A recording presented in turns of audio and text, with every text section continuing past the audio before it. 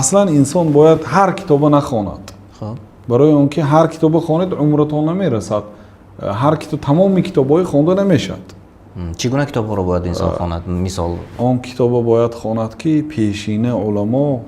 ба он китобҳо сано гуфта бошанд. یعنی تعریف کردگی باشم همین کتاب خام گفته باشم مثلا کتاب اذکار امام نووی را با یک اسلوب عجایب بعضی علمای حضرموتی ها میگفتن که بیعید داره و اشتری الاذکار حوالیت را فروشو کتاب اذکار را خر حوالی اگر $10,000 باشد یک حوالی کوچک در یک دیه مثلا کتاب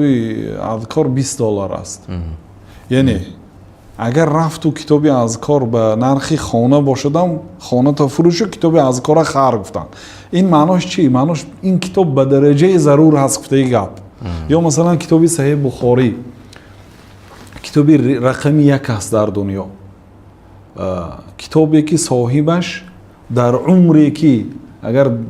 مثلا امام بخاری سنی 10 سالگینده علاقه از علم حدیث با خبر بودن 62 سالگینده گذشتن 52 سالی عمرشون برای علم حدیث صرف شده باشد اول 700,000 حدیث جمع کردند بعد 16 سال از بین 700,000 حدیث این کتاب انتخاب کرد